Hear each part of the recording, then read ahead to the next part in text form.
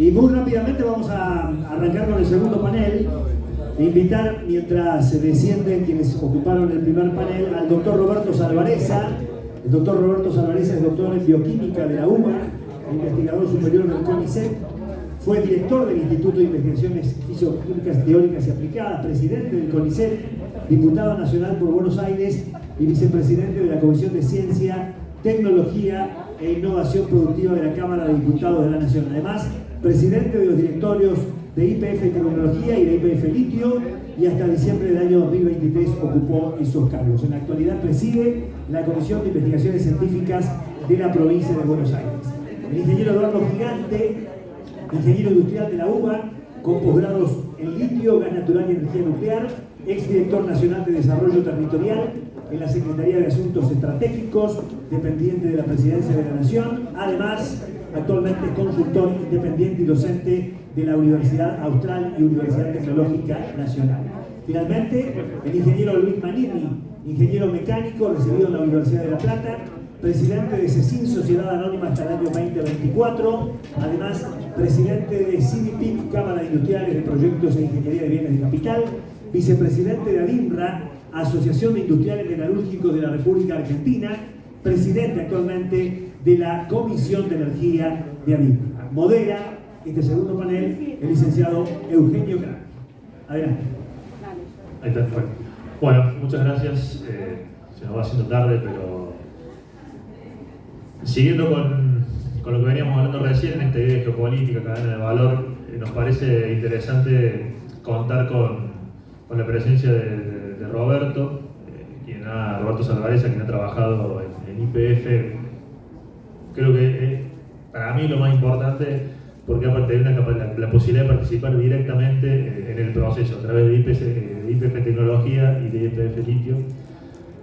Con Eduardo Gigante, un profesional vinculado a la minería, que es un sector muy vinculado a la energía eléctrica, a la transición energética, y Luis Manini, que representa ADINRA, que es la asociación que nuclea a todas las cámaras de industria metalúrgica. Recién hablábamos de cadena de valor y acá tenemos quizás el enlace de los tres factores: la extracción, el recurso primario, la minería, la ciencia y la tecnología aplicada al proceso y la industria de bienes de capital como la materialización final de este proceso de múltiples cadenas. Así que bueno, en ese sentido y en función de lo que veníamos hablando recién, de cómo Argentina se vincula al mundo, le voy a dar la palabra a la primera etapa, primer eslabón de la cadena de valor, a Eduardo Gigante. Así que Eduardo, muchas gracias.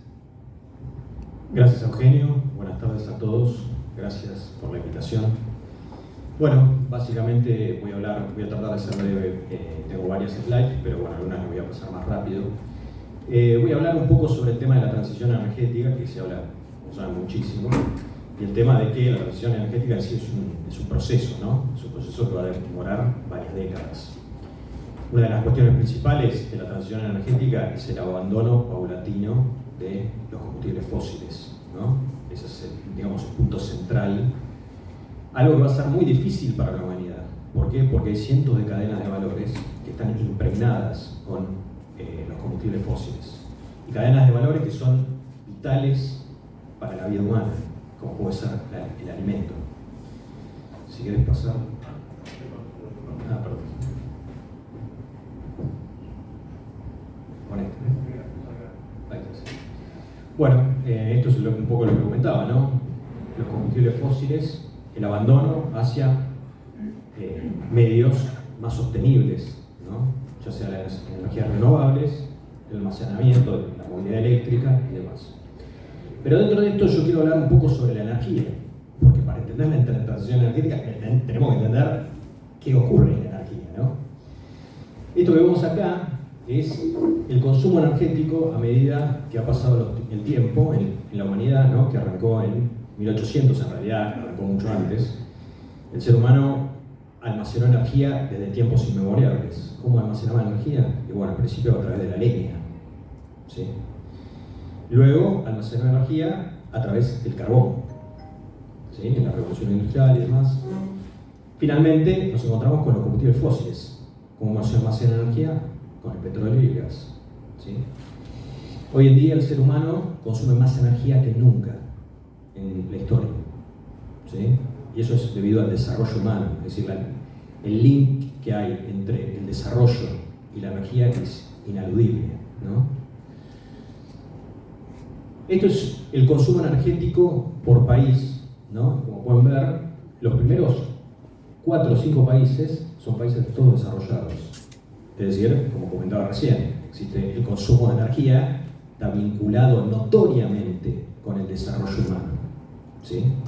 Ya sea un desarrollo industrial, ya sea de confort, o sea, pensemos nosotros cuándo utilizamos energía, o sea, todo el tiempo, en todo momento y en todo lugar. Como pueden ver, bueno, el que está más arriba es Estados Unidos, Suecia, Japón, Alemania, Francia, China, ¿no? Son países desarrollados, todos ellos, salvo China, que bueno, yo ya lo considero un país desarrollado. Dentro de la vinculación con la energía, hay varios factores que son realmente críticos, ¿sí? Hay muchos, pero hay 3 que son realmente críticos. Uno es la abundancia de recursos energéticos. Obviamente que eso está vinculado con petróleo y el gas, el litio, el cobre, todos ellos recursos vinculados a la energía. El otro factor es la disponibilidad, vinculado ¿a qué cosa? Vinculado a la infraestructura. Es decir, cuando yo voy a mi casa y abro la hornalla y prendo el gas para cocinar, estoy consumiendo energía y está disponible cuando yo quiero, cuando lo quiero utilizar. Si yo voy y subo una tecla de luz, se va a encender, o sea que está disponible cuando yo quiero. Eso está vinculado con la infraestructura energética, ¿sí? Y finalmente, lo que vinculan esas dos cuestiones es justamente el precio. Si analizamos un poco la Argentina, ¿sí? Tenemos grandes recursos energéticos de todo tipo, ¿no? Desde cobre, litio y recursos para generar energía como son el petróleo y el gas, gracias a Vaca Muerta. Tenemos amplia abundancia de esos recursos, ¿sí? ¿Qué pasa con la disponibilidad? Y ahí ya estamos haciendo un poco de agua, ¿no? Que es el gran problema de la Argentina, la infraestructura, ¿sí? Pero suponiendo que nosotros llegáramos a transformar esa disponibilidad en algo real, esa infraestructura en algo real, los precios a los que estaría dispuesta la energía en nuestro país, tratando de vincularlo a los precios internacionales, serían muy bajos, ¿sí? Y no hay país en el mundo que se haya desarrollado con precios de energía altos.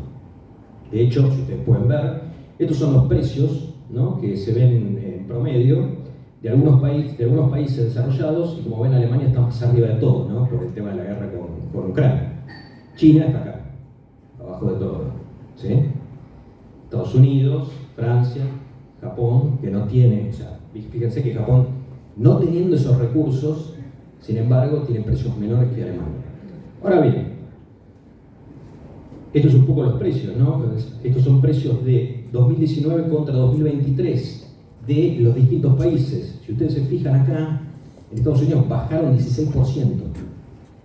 Fue el único país de todos los desarrollados que tienen recursos energéticos con precios más bajos.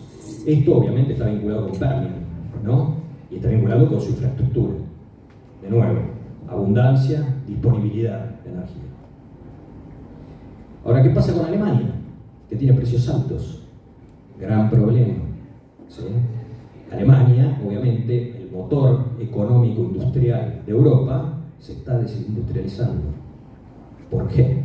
Justamente por el tema de los precios de la energía. Aquí vemos el índice industrial de Alemania, ¿sí? Con una perspectiva hacia la baja. De hecho, gran cantidad de empresas se están yendo de Alemania, principalmente, obviamente, que las primeras que huyen son las electrointensivas, ¿no? Entonces, acá lo que ven, le preguntaron a los inversionistas en Alemania cuáles eran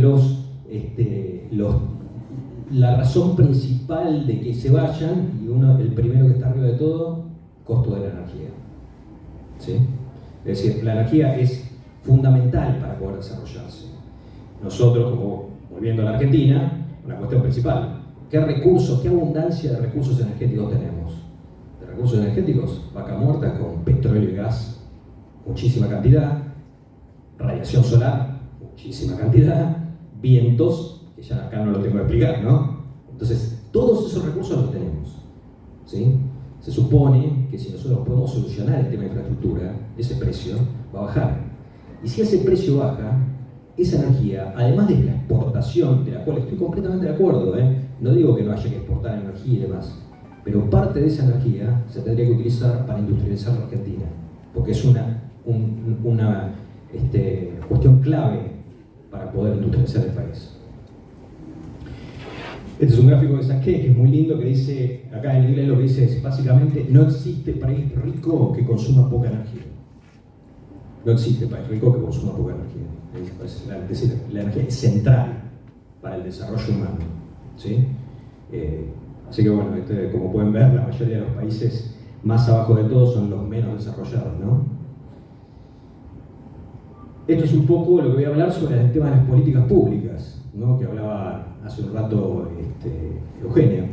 Tema, ¿qué políticas públicas están introduciéndose? Y como decía la doctora Robert hace un rato, que el tema de la transición energética está vinculado sin lugar a dudas con la industrialización. ¿Qué hicieron los países desarrollados? Bueno, básicamente estos, ¿no? Generar leyes, políticas públicas para el desarrollo. En el caso de Estados Unidos con el IRA, que en un principio Trump había congelado los fondos, ahora ayer justamente estaba leyendo que una jueza decidió que no podía hacerlo, así que esos fondos, el IRA lo que tiene dentro es el Inflation Reduction Act, que básicamente lo que tiene dentro de sí son tecnologías alcanzadas como son la nuclear, el hidrógeno, las baterías, la electromovilidad, justamente para competir ¿con quién? Con los señores que tengo acá atrás. Los reyes de la planificación industrial y energética en el mundo, que son los chinos. Justamente, ¿cuáles son las políticas? Subsidios a la compra de automóviles eléctricos, subsidios a la energía, impulso de políticas de descarbonización y de micromovilidad, planificación de políticas industriales, es decir, todo lo necesario para desarrollarse, China lo está haciendo y lo hizo. ¿Qué logró China con esto? Muy simple. En el año 2000, China solamente representaba el 6% de la manufactura mundial. Se supone que en el año 2030 va a representar el 50% de la manufactura mundial. Es decir, todos los bienes industriales en el mundo, la mitad lo va a fabricar China. Estamos a 5 años, ¿sí? Por eso es fundamental la vinculación entre la energía y la industrialización. Voy a hablar un poco sobre el tema de, que bueno, ya casi todos conocen, cómo es la estructura, la matriz energética argentina, ¿no? Vinculada sin lugar a dudas al gas natural y a ese desarrollo importante que tenemos nosotros. Lo que ven allá hacia la izquierda de su pantalla es la radiación solar, los vientos, ¿no? Todos los recursos energéticos que posee Argentina hoy en el mundo, o sea que tiene Argentina hoy. En 1970 miren cómo era la matriz energética argentina, o sea, vinculada totalmente al petróleo. Voy a pasar un poco más rápido porque si no, no vamos a terminar. Este es el tema de las exportaciones, cómo es la estructura de exportación de la Argentina, ¿no? Y cómo es que se va a llegar acá, que es al 2030, ¿no? Si pueden ver, va a haber una gran cantidad de esa energía que se va a exportar. Y esto, bueno, como viene el contexto internacional, el GNL, todas las posibilidades que se le abren a Argentina, ¿sí? Acerca de estos recursos energéticos, cómo los vamos a utilizar. Sin lugar a dudas, el tema de Vaca Muerta fue un game changer total, ¿no? en nuestro país. La producción de petróleo, ¿sí? Lo voy a pasar un poco más rápido porque si no me van a matar. Cómo viene aumentando, ¿no? Estamos casi al pico de producción histórica de petróleo a través de Vaca Muerta. Un poco de los recursos no convencionales, ¿sí? Cuáles son el potencial que tiene Argentina con el tema del petróleo y el gas, ¿no? Los socios, las empresas, es decir, todo esto es fabuloso y ojalá ocurra, tanto en el upstream como en el midstream como en el downstream, ojalá que ocurra, pero no olvidemos algo. O sea, tenemos que saber qué vamos a hacer con esos recursos aparte de exportarlos, ¿sí? Que justamente eso es a base de políticas públicas. Un poco hablando de minería, qué cosas están vinculadas con el litio, ¿sí? En el litio yo soy bastante especialista, es una de las pocas cosas que entiendo bastante bien, que es el tema del litio. Argentina obviamente tiene una capacidad para crecer enorme. Ahora bien, ¿Vamos a exportar litio? Buenísimo. Ahora bien, si nosotros tenemos ese recurso, ¿no lo podemos industrializar acá en el país? No lo podemos industrializar, no podemos. Yo no estoy pidiendo una fábrica china que fabrica millones y millones de celdas de baterías, pero no podemos aprender a cómo se fabrican las baterías, ¿sí? Capacidades técnicas. Y encima, hablando de todo eso, aparte de los recursos que tiene Argentina, humanos, ¿no?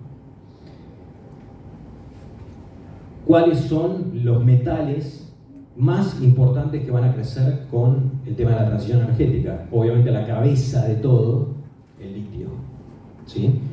Otro de ellos, sin lugar a dudas, el cobre. Son dos recursos que Argentina posee en el país, tenemos en territorio, ¿sí? Los remarco a esos dos particulares, ¿no? Que son los que tenemos y los que podemos desarrollar. ¿Cómo es el tema de por ejemplo, cuáles son las exportaciones que tenemos argentinas de minería en total de todo el complejo minero? 4.600 millones. ¿Cuánto exporta Chile de cobre? 45.000 millones. Es decir, unos 10 veces lo que exporta Argentina en el campo minero. Lo mismo ocurre con Perú, ¿no? Pero bueno, después todos estos tipos de desarrollos, ¿no? El tema del litio, el cobre y obviamente el oro y plata, que son temas mineros de otro estilo, pero que están vinculados con la energía, estos dos sin lugar a dudas. Esto es lo que comentaba acerca del litio, ¿no? Nosotros tenemos 21,3% de los recursos mundiales. O sea, imagínense la riqueza que tenemos. Somos el quinto productor mundial y estamos esperando a llegar a 260.000 toneladas de exportación, ¿sí? Si eso una parte se utilizara, ¿no? Pónganse a pensar que, aparte del litio tiene un costo fundamental dentro de una batería, ¿sí? Si bien es muy poco y demás, es crítico y por algo los chinos están manipulando el precio de alguna manera para la baja. ¿Por qué? Porque ellos quieren fabricar autos, no quieren ser los mayores mineros del mundo, quieren fabricar autos. Y para fabricar autos necesito materia prima, ¿qué cosa? Lo más barata posible, ¿sí? Bueno, un poco más con el tema del litio, dónde se encuentra, el tema del cobre, ¿no? Argentina no produce cobre hoy. Tiene proyectos. El tema del cobre es más complejo que el tema del litio, porque el litio con un proyecto de 500, 800 millones de dólares se puede tener un proyecto de escala mundial. El cobre eso no ocurre, son 4.000, 5.000 millones de dólares. Son muchísimo dinero para enterrar en el país y obviamente que los riesgos son muy altos.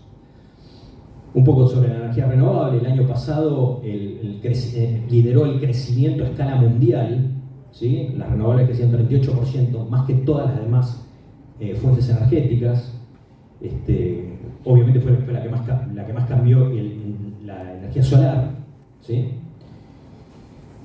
Y un poco la generación de energía eólica y solar acá en nuestro país, obviamente con un crecimiento impresionante, ¿no? ¿Por qué? Porque tenemos los recursos, ¿sí? Pero aún hay muchas cosas, como comentaba hace un rato Eugenio, ¿no? que mejorar, ¿no? Y aparte el precio y demás. Un poco las conclusiones era lo que yo comentaba, ¿no? Si tenemos petróleo, tenemos gas, tenemos los recursos, tenemos problemas de infraestructura, ¿sí? Todos de acuerdo. Ahora bien, con esos recursos, ¿qué vamos a hacer? ¿Está mal exportar? No, no está mal. Pero hay que planificar para justamente utilizar parte de esos recursos, que son muchísimos, para industrializar la nación, que es una de las cosas que más necesita. Gracias.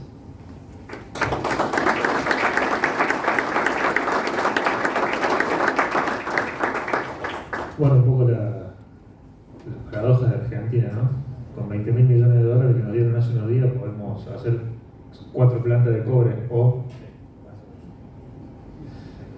Roberto, vos tenés mucha experiencia tenés experiencia en esto que hablaba Eduardo de la industrialización del litio y también en el proceso que YPF llevó adelante en términos de hidrógeno. Así que, y aparte en términos de políticas públicas, que creo que todos los que hemos dicho algo, hemos hecho referencia en las políticas públicas como el ordenador del interés privado y del interés público en general. Así que sí, bueno, la verdad que es un gusto estar acá, compartir este panel. Gracias por la invitación. A esta altura de las charlas, voy a tratar de decir algo tal vez que no se haya dicho, ¿no? Porque cuando uno empieza a hablar de cambio climático, transición energética, termina mirando qué dos segmentos han sido los que más se han desarrollado dentro de la transición energética, que es el tema de la producción de energía renovable, básicamente eólica y solar son las que más han progresado, y el otro segmento es la parte de transporte y la electromovilidad. Hoy en día, si ustedes miran dentro de la transición, que hay lo que más se ha dinamizado son esos dos segmentos. Después podemos pensar en muchas otras cosas, pero la realidad es que se han sido los dos segmentos que se han motorizado, ¿no? Y cuando uno mira estos dos segmentos, implican una enorme transformación tecnológica.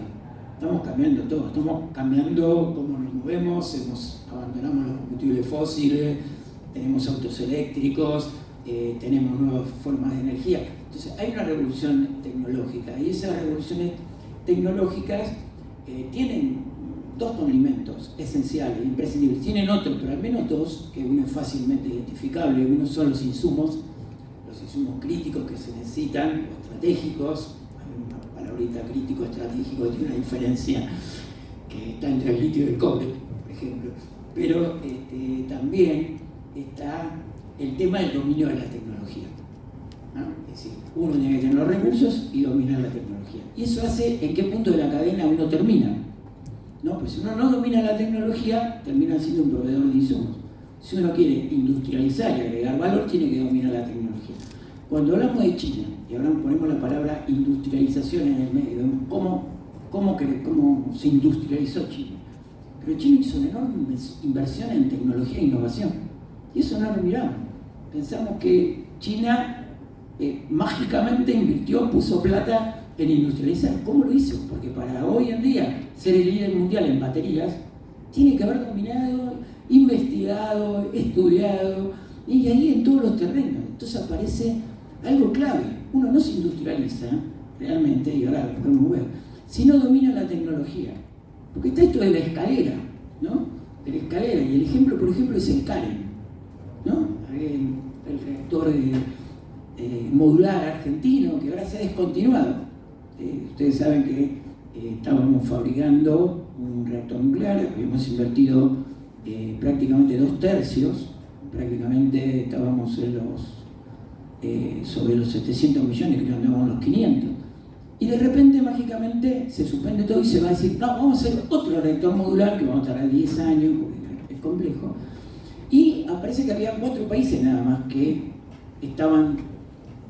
eran capaces de fabricar reactores nucleares modulares, una tecnología que para el 2030 va a estar probablemente en el mercado. China, Japón y Estados Unidos. China, Corea y Estados Unidos. Y Argentina. Yo siento que nos patearon la escalera, ¿no? Es decir, de alguna manera alguien pateó la escalera por donde subía Argentina y hoy no estamos. Y yo creo que lo mismo pasa en este tema de la industrialización. Nosotros tenemos recursos, claramente, tenemos litio, tenemos cobre, tenemos gas, tenemos petróleo. ¿Y por qué no podemos industrializarnos? ¿No? ¿Cuál es el tema? Es que también en esto de la geopolítica hay intereses para que nosotros no lo podamos hacer. Porque son malos, porque son dañinos, no. Porque lo que tienen que hacer es conservar su predominio. ¿No? Y esto me pasó con el tema de la discusión con el litio, ¿no? de YPF. Cuando uno les proponía industrializar parte del litio, la respuesta de las mineras era no, porque yo ya tengo los contratos y eso está destinado a contratos que yo tengo en el exterior. ¿Y cómo se salía de ese círculo? Porque en realidad todo el litio estaba prácticamente en los mejores salarios, vos lo conocés bien, están todos concesionados.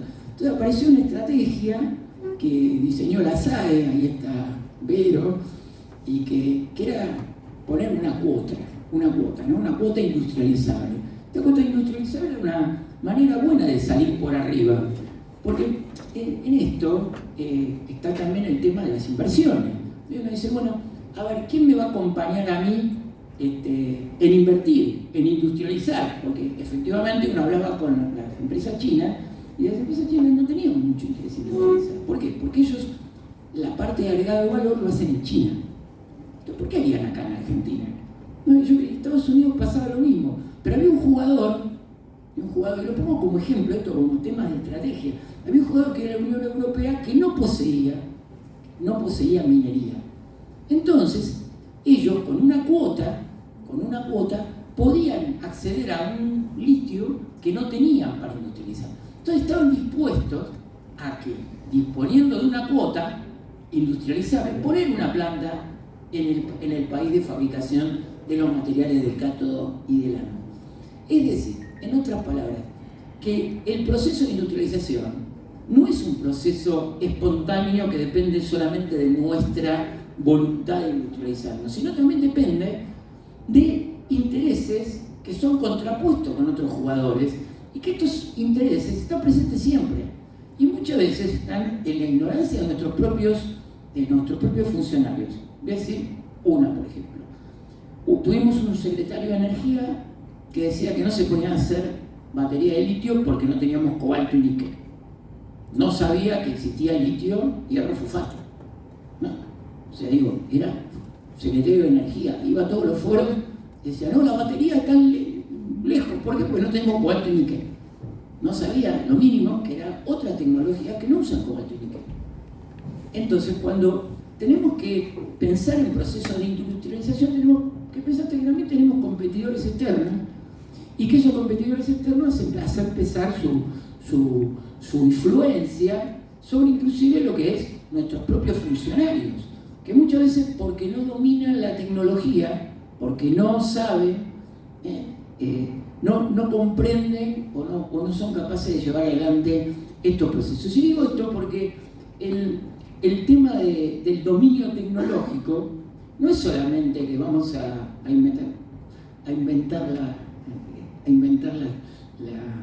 como me dijo un embajador de Estados Unidos cuando nos visitó en ITEC y le dijimos que estábamos haciendo celdas para baterías, me dijo, bueno, pero ustedes van a inventar la rueda. Digo, no, queremos industrializar el litio, nada más. Pero el tema es por ese lado. Es decir, nosotros tenemos que tener el conocimiento de la tecnología para poder abrir todo el paquete tecnológico, entender toda la cadena de valor y saber dónde nos podemos insertar. Miren, nosotros estamos trabajando, y con esto termino, para un país latinoamericano muy querido, que quiere avanzar el tema del litio, ¿no? Y en este momento, cuando uno despliega la cadena de valor, nuestro mensaje fue, no se preocupen por el litio, ustedes tienen otra parte de la cadena de valor, otras partes de la cadena de valor, que van desde la electrónica, que van desde el cobre, o que van inclusive desde lo que es la florita que se necesita para el electrolito. Es decir, eso se conoce cuando se abre toda la tecnología. ¿En qué lugar te insertás? Y también, ¿en qué forma uno se asocia para llegar a ese nicho?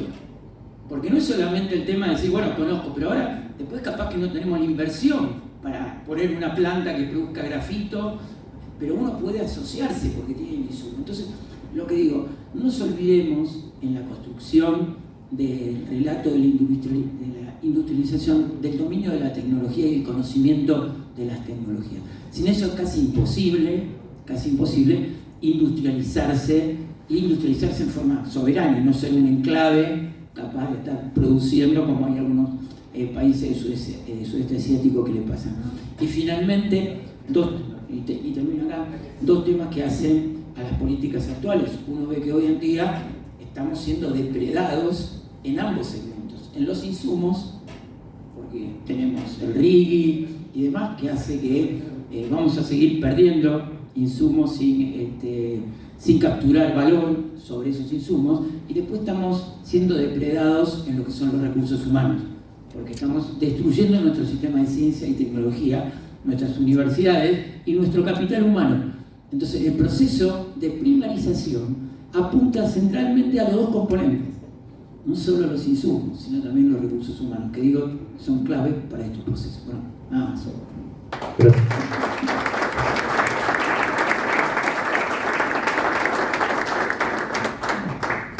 Muchas gracias, Roberto.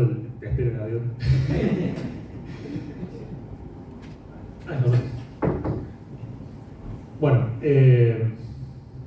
hay un triangulito que vincula industria, que vincula el sector privado, sector público, ciencia y tecnología, triángulo de sábado que se llama. Creo que hemos fallado en este esquema de articular y que la academia le ofrezca el conocimiento a la toma de decisión política. Y ahora me faltaría preguntarle a la industria, en este caso a Luis, a INRA.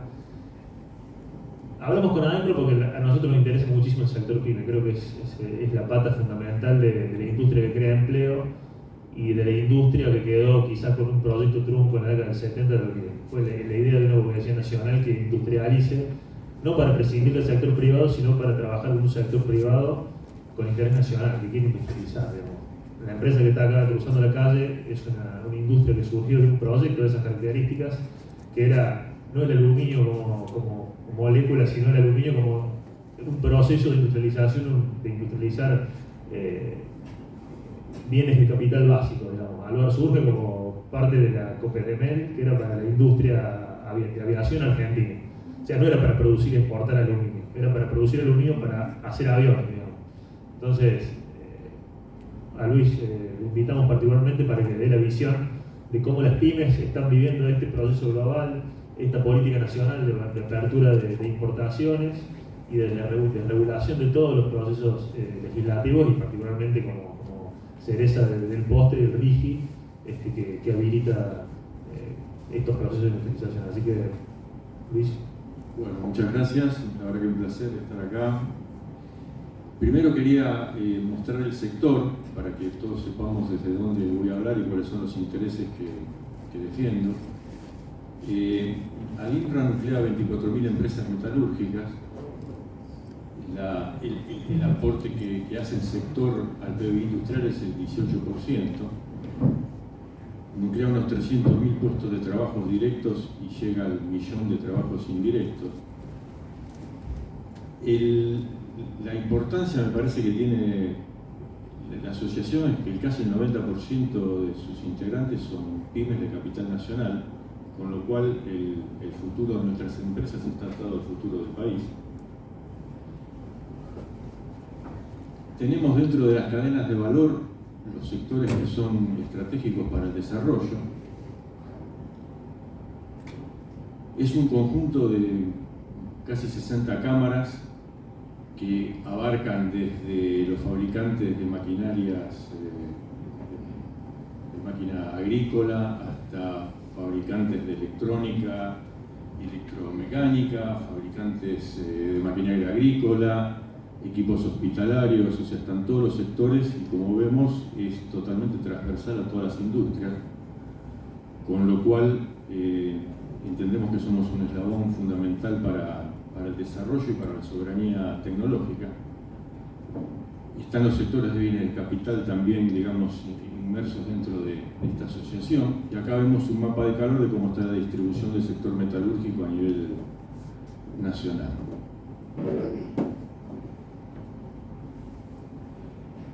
Para nosotros es muy importante hoy en esta coyuntura lo que pase con el petróleo y con el gas, ¿no? Entendemos que las capacidades de Argentina, los recursos que tiene son muy importantes, pero vemos que sí, que hay un consenso en que tanto el petróleo como el gas pueden resolver, digamos, la ecuación externa de Argentina, o sea, resolver la falta de dólares. Eso todos los sectores lo ven como algo claro.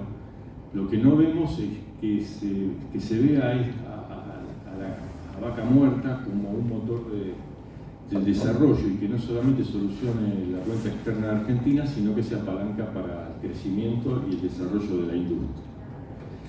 Nosotros entendemos que el proceso que se puede dar en Vaca Muerta, que va a ser de larga duración, o sea, estamos hablando de mínimo 30 años, da perfectamente para que se pueda ejercitar ahí una planificación adecuada que permita ir creciendo e ir dando pasos, digamos, seguros, e ir desarrollando tecnologías, e ir, digamos, complejizando la cadena de valor que está asociada.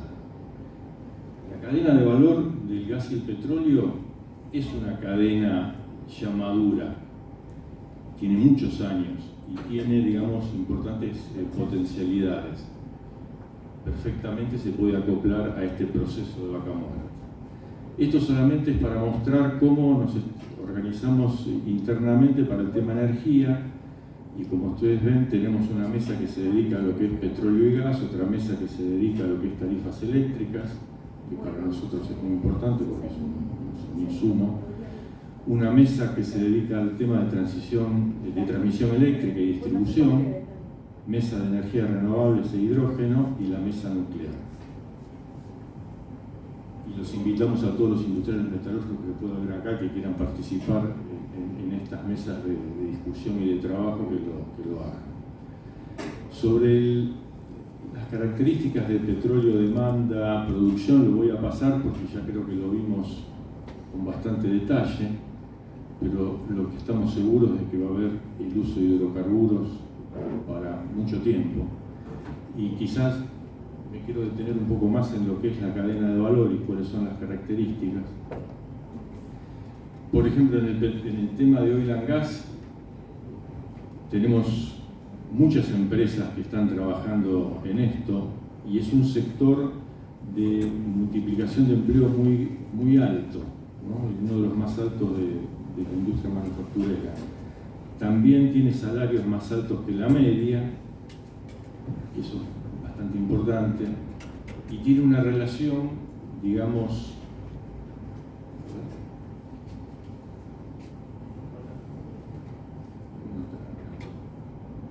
si lo puedes pasar vos desde ahí.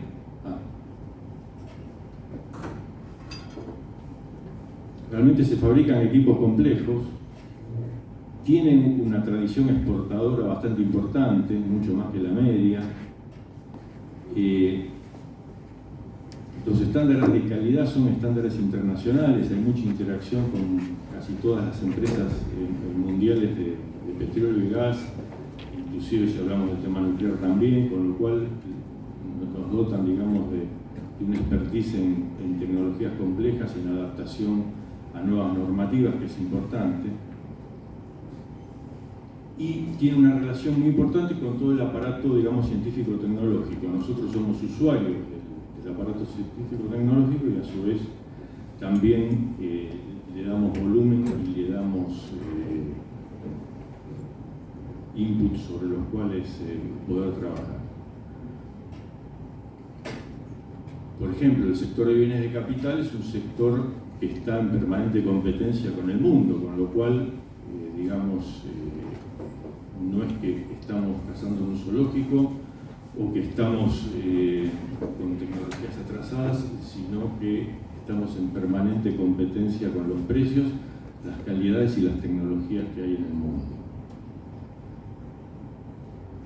Es muy importante lo que acaba de decir recién Salvarezza con respecto a lo que implica el dominio de la tecnología, porque es lo único que nos puede poner realmente en condiciones competitivas reales. Si nosotros, porque existe esta discusión de por qué no comprar bienes de capital baratos en el mundo y asociarlos a procesos productivos de los cuales se puede, digamos, comprar la tecnología, ¿no es cierto?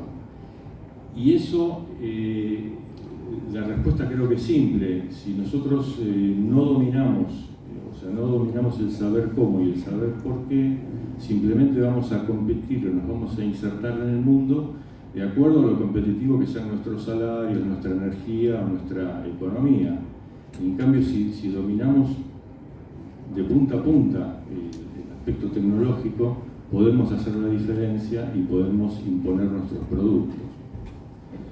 Siempre se pregunta uno y muchas veces las operadoras de petróleo dicen, bueno, pero con todo el trabajo que va a venir por vaca muerta, la cadena de valor nacional está a la altura, podrá responder.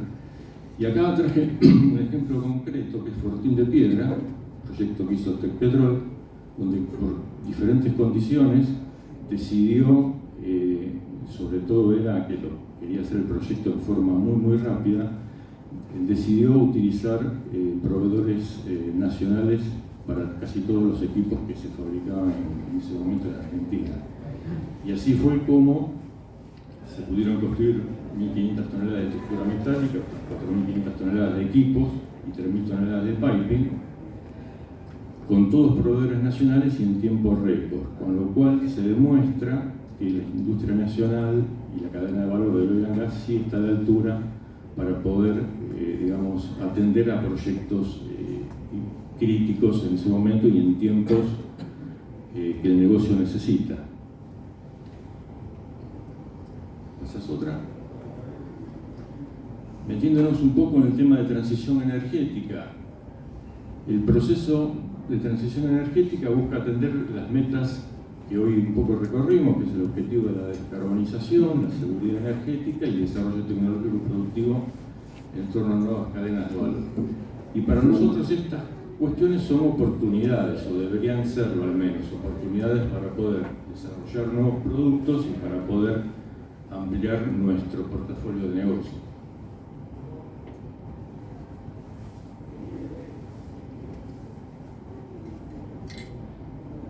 Ahora, estas oportunidades y desafíos para nuestras economías se dan por algunas características, o sea, el mundo nos va a presionar a adoptar tecnologías limpias, a la reducción de emisiones, con lo cual se van a tener que redefinir muchísimos procesos productivos en los cuales nosotros podemos trabajar y en los cuales nosotros podemos suministrar equipos.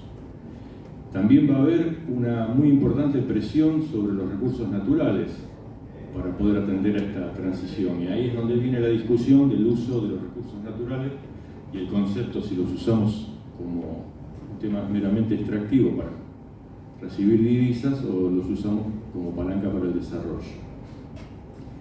Y en esta discusión creo que nosotros podemos pensar en algunas cuestiones innovadoras. ¿Por qué? Porque tenemos los recursos, tanto naturales como humanos, para poder pensar en soluciones distintas.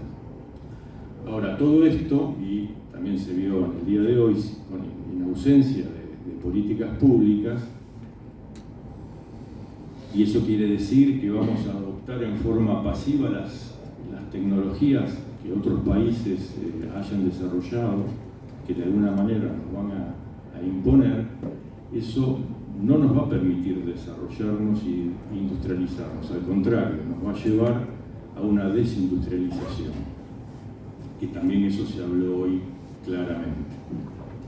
Y para eso el mundo está haciendo, ¿qué? Está invirtiendo, y está invirtiendo toneladas de dinero y de recursos en lograr que los países acompañen este proceso, que es ineludible, y que los deje parados de la mejor manera posible hacia el futuro. Bueno, estos mismos esquemas de promoción fueron explicados recién en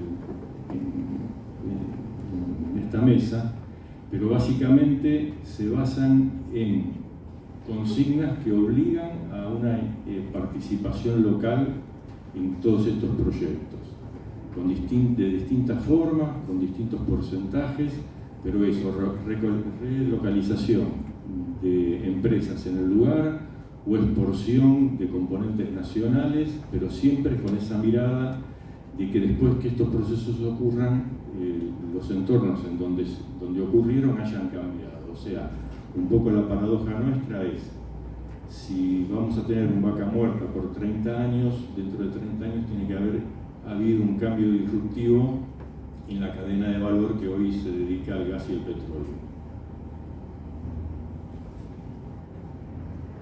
Pásame otra, por favor.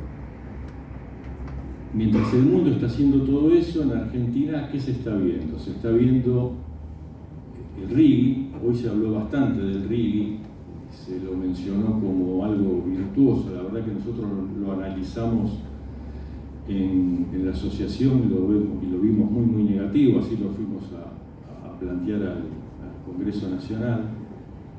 Creo que el RIGI es muy negativo porque es un doble incentivo de inversión, no solamente a la inversión inicial, sino también al flujo, o sea que es muy poderoso, y la verdad que no pide nada a cambio. Entonces, nos parece que, por otra parte, general, creo que quizás se podría haber justificado algún esquema tipo RIGI para alguna inversión en particular, por alguna decisión estratégica, pero no dejarlo librado, digamos, a decisiones del mercado. Por otra parte, el grave riesgo del RIGI es que, por un lado, vemos que los recursos naturales nos van a ayudar a resolver la cuenta externa de Argentina, pero con el RIGI no hay obligatoriedad de ingresar las divisas, con lo cual vamos a estar igual o peor en ese sentido. Después, bueno, hoy se discutió bastante sobre el marco regulatorio para el hidrógeno. Vamos a ver cómo, creo que ahí también, si no lo atamos a una obligatoriedad de participación de la industria nacional y de la creación, digamos, de empleo, va a seguir el mismo camino que el RIGI. Y lo que para nosotros es muy importante y muy alarmante es la liberalización del régimen de usados. Nosotros podemos, se nos puede, digamos, pedir que seamos más competitivos en la fabricación de bienes de capital, pero nosotros no fabricamos bienes de capital usados, con lo cual es imposible competir contra ellos. Y creo que es muy negativo la incorporación de bienes de capital usados por el tema de obsolescencia tecnológica. Eso creo que es determinante, también por una serie de manejos que se pueden dar para el giro de divisas al exterior sin ningún tipo de control, y la verdad que creo que no reduce para nada los costos de inversión del universo, al menos del universo PYME, ¿cierto? Esto lo vemos como una gran amenaza para el sector y para su desarrollo. Bueno, resumiendo, nosotros creemos que lo fundamental es la pelea y la discusión por la apropiación del conocimiento, el dominio de la tecnología y la participación de la industria nacional en todos estos procesos que se van a dar en Argentina. No nos olvidemos que el bien más escaso que quizá va a haber en el futuro va a ser el trabajo de calidad. Y la única manera, digamos, de poder dar trabajo de calidad a 50 millones de argentinos es la industrialización. O sea, con las tareas o con los enclaves extractivos no va a alcanzar para darle el bienestar a la población que nosotros pretendemos. Bueno, esta es la visión, digamos, de los metalúrgicos. Muchas gracias.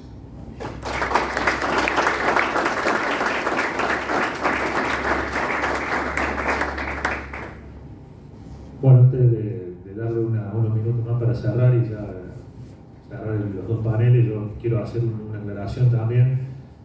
Hemos hablado de políticas públicas, tenemos la visión de la ciencia y la tecnología, de la academia, tenemos la visión de la industria nacional básicamente, y yo lo que quiero aclarar es que en esta construcción la Fundación Patagonia Tercer Milenio no es una fundación particular, es la fundación del Sindicato Regional de Luz y Fuerza de la Patagonia, lo cual también pone en el esquema de discusión a los trabajadores del sector.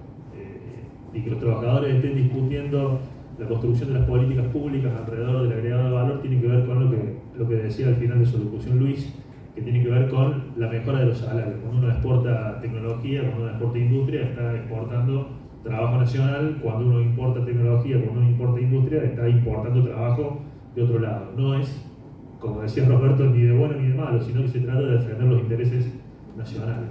Entonces, estos procesos virtuosos que, sin haberlo intentado, solamente 4 sectores que a priori terminan pareciendo antagónicos, encuentran un acuerdo sintetizador en el proceso industrializador, y cómo se vinculan los recursos naturales en un proceso virtuoso que te saca de la matriz extractiva y te pone en la matriz industrial.